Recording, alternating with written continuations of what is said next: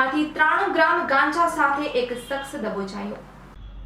Police મહાનિર્દેશક અને મુખ્ય પોલીસ અધિકારી શ્રી ગુજરાત રાજ્ય ગાંધીનગર નાઓ દ્વારા માદક પદાર્થ સેવનની પ્રવૃત્તિ નેસ્તનાબૂદ કરવા અને પ્રવૃત્તિ સદંતર રીતે ડામવા અસરકારક અને પરિણામલક્ષી કામગીરી કરવા માટે સૂચના આપેલી હોય।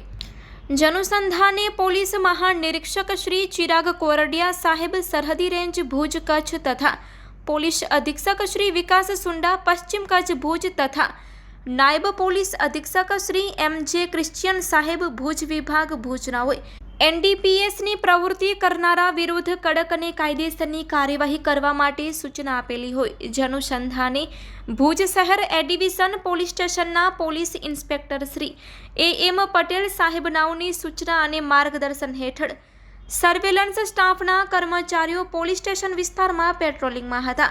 તે સમય દરમિયાન police head constable Lakhabhai N Bambhava તથા ભરતજી એચ ઠાકુર નાઓને સંયુક્ત રીતે બાતમી મળી હતી કે રફીક ઈસબ જુણીજા રહેવાસી ઝકરિયા મસ્જિદની બાજુમાં સંજોગનગર ભુજવાડો પોતાના માલિકીના રહેણાંક મકાનમાં માદક પદાર્થ ગાંજાનું બહારથી લાવી વેચાણ કરે છે તેવી ભરોસાપાત્ર બાતમી હકીકત મળી હતી। જનવઈ ભુજ શહેર એ ડિવિઝન પોલીસ સ્ટેશનના police inspector Shri A M. Patel સાહેબનાઓએ પોલીસ સ્ટેશન હાજર કર્મચારીઓને બાતમી હકીકતથી વાકેફ કરી બાતમીવાળી જગ્યાએ જઈ રેડ કરતા મજકૂર ઇસમ માદક પદાર્થ ગાંજા સાથે મળી આવ્યો હતો।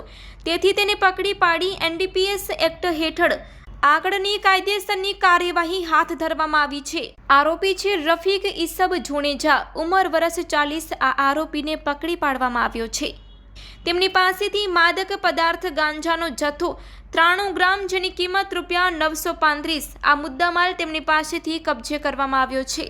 આ સફળ કામગીરીમાં police inspector Shri A M. Patel તથા પોલીસ સ્ટાફના કર્મચારી એએસઆઈ ઉમેશભાઈ બારોટ તથા police head constable Bharatji H Thakor તથા લાખાભાઈ એન બાંભવા તથા ભરતભાઈ પાંડોર તથા police constable Dashrathbhai H Patel તથા કૈલાશભાઈ કે ચૌધરી, જતીનભાઈ ડી પટેલ તેમજ પ્રવીણભાઈ એચ ચૌધરી નાઓ જોડાયા હતા।